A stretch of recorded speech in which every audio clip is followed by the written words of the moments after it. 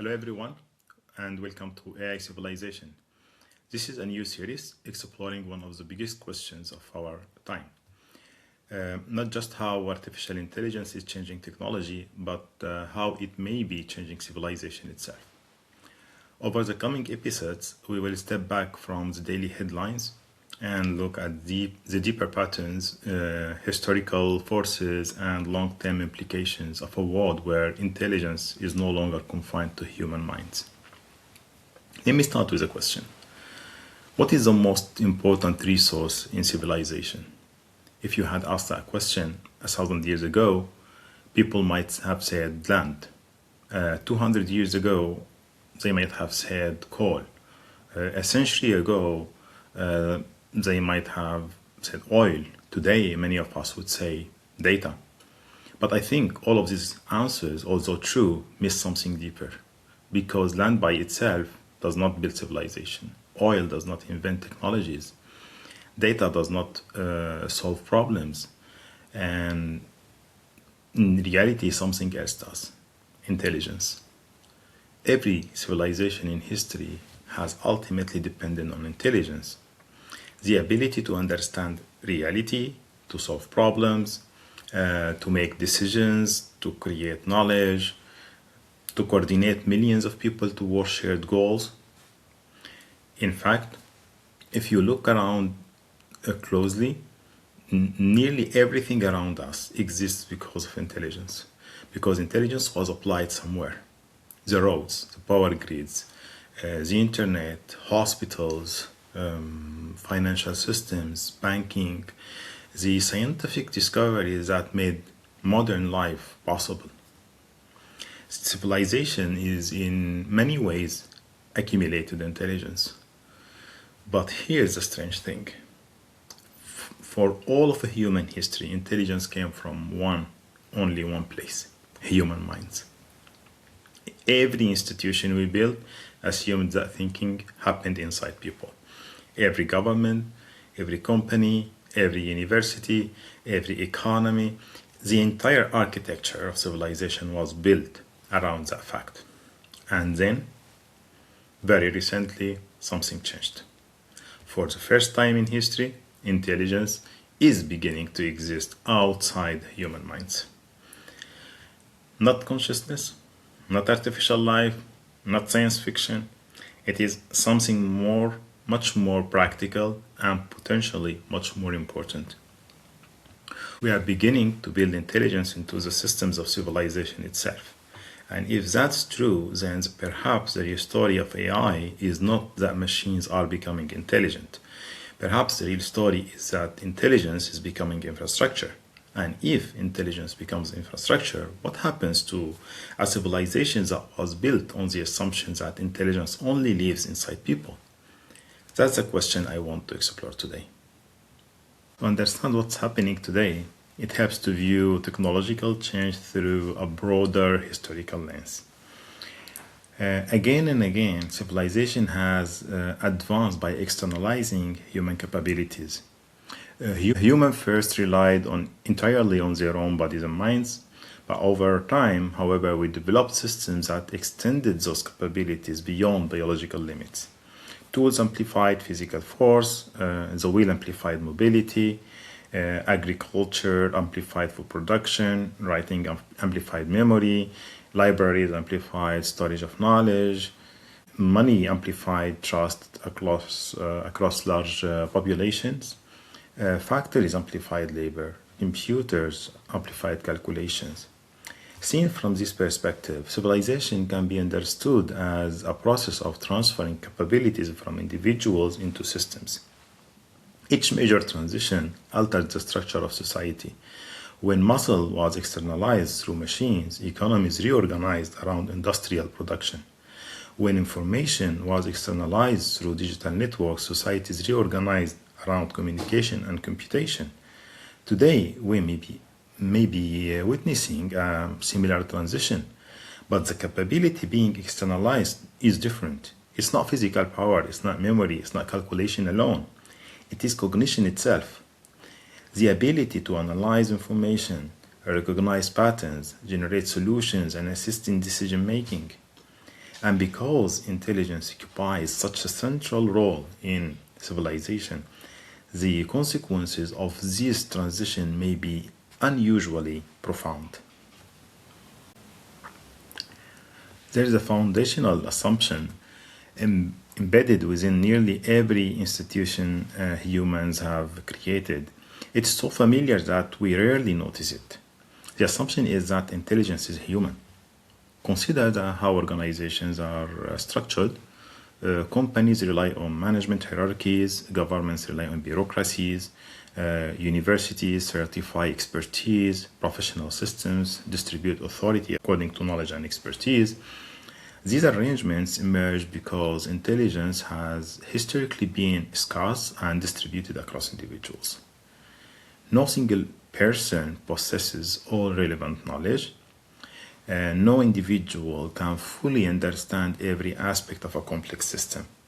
As a result, civilization developed mechanisms for coordinating human intelligence at scale. In many ways, institutions are systems for organizing cognitions. A corporation organizes expertise towards economic goals. A government organizes judgment towards collective decision making. A university organizes the creation and transmission of knowledge. Underlying all of these systems is a common constraint. Thinking happens inside people. But what happens when that constraint begins to change? What happens when certain forms of reasoning, analysis, and problem solving become increasingly available through technological systems? Not infinitely, not perfectly, and certainly not without limitations, but available enough to influence how decisions are made, how knowledge is distributed, and how organizations operate. The possibility points towards a shift that extends beyond software technological applications, but it suggests a transformation in the cognitive foundations upon which institutions themselves are built. Most discussions about artificial intelligence focus on products, chatbots, assistants, creative tools, automations, productivity softwares, etc. These are important developments, but history suggests that transformative technologies often follow a broader trajectory. They begin as tools and eventually they become infrastructure. Electricity is a useful example. When first introduced, it was a remarkable invention. Today, it functions as an invisible layer beneath modern civilization. The internet followed the same path. What began as a communication technology evolved into a foundational environment supporting commerce, education, governance, and culture. Its significance comes not from any single application, but from its integration in nearly every aspect of society. AI may be moving in the same direction. The most important development may not be individual AI systems. It may be gradual emergence of an intelligence layer embedded throughout civilization, a layer capable of assisting perception, supporting reasoning, facilitating coordination, improving optimization, and contributing to decision-making processes. In this sense, intelligence begins to resemble an infrastructure. Just as transportation networks move people, electrical networks move energy, cognitive infrastructure may increasingly support the movement and the application of intelligence throughout society. And if that occurs, institutions will gradually reorganize around its presence, whether consciously or not. For most of Earth's history, intelligence and biology were inseparable. Every intelligent system was also a living system. Every act of reasoning emerged from a biological process. Every decision originated within organisms shaped by evolution. This relationship appeared so fundamental that it was rarely questioned. Yet several major developments in history involve separating important human capabilities from their original biological context. For example, writing separated memory from individual minds. The printing press separated information from the manual reproduction. Digital networks separated communication from physical distance. Now, artificial intelligence may represent a similar transition.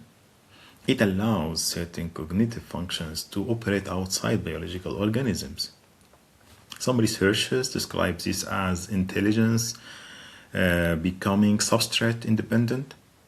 This simply means that aspects of intelligence can now exist on a platform other than biological brains.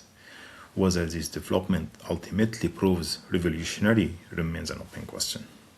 But if future historians look back at this period as a turning point, it may be because intelligence discovered a new medium through which it could operate. And that possibility carries implications far beyond technology alone. Because intelligence is not merely another human capability, it is the capability through which societies adapt, innovate, and transform themselves. There's another consequence of this transition that deserves attention. Civilization may be becoming increasingly recursive. Historically, human created systems that shaped civilization. Humans conducted research, humans designed institutions, humans generated knowledge, humans improved the tools available to future generations. Today, however, intelligent systems are beginning to participate in some of these processes. AI assists scientific research, AI contributes to software development, AI supports engineering and design, AI helps generate and organize knowledge. In other words, systems created by civilization are increasingly contributing to the further development of the civilization. The system begins helping improve the system. Historically, periods of rapid transformation often emerged from feedback loops. The printing press accelerated the spread of knowledge. Industrial machinery accelerated production. Communication network accelerated information exchange. Artificial intelligence may accelerate the production and application of intelligence itself. Not because machines possess extraordinary powers, but because the processes through which knowledge is generated and applied may begin operating at a greater scale and speed. The long-term implications remain uncertain, but the pattern is worth paying attention to. At this point, discussions about AI often turn towards employment, automations, production, etc. Those questions are very important, but there may be an even deeper philosophical question here. If intelligence becomes increasingly abundant, what becomes scarce? Throughout history, scarcity has shared value. When information was difficult to access, knowledge became valuable. When expertise was rare, specialists became valuable. When analytical capability was limited, analytical skill became valuable. But if certain forms of intelligence become widely available, other quality may become more important, like judgment, wisdom, trust, meaning, purpose, direction, etc. Intelligence can help generate answers, but it does not necessarily determine which questions are worth asking. Civilizations are not sustained by intelligence alone. They are sustained by values, goals, and shared visions of future. The emergence of AI may therefore not diminish the importance of humanity. Instead, it may force us to think more carefully about what uniquely human contributions remain essential. Future historians may describe our era differently than we do today. They may not focus primarily on generative AI, LLMs, agentic systems, technological breakthroughs, etc. Instead, they may identify a deeper historical transition, a period in which intelligence ceased to be exclusively biological, a period in which cognition became embedded within infrastructure, a period in which civilization acquired a new layer of capability. For thousands of years, humanity expanded its influence by externalizing physical and cognitive capacities into tools, institutions, and systems. AI may represent the next stage of that process, not because machines are replacing humanity, but because intelligence itself is becoming increasingly integrated into the structures through which civilizations or civilization operates. If that interpretation is correct, then the central question of the coming century is not whether machines can think. The more important question is this: how does civilization change when intelligence is no longer confined to individual human minds? That question will guide this series, because understanding artificial intelligence ultimately requires understanding something larger: the evolution of civilization itself. As usual, thank you for your time and attention, and I'll see you in the next episode.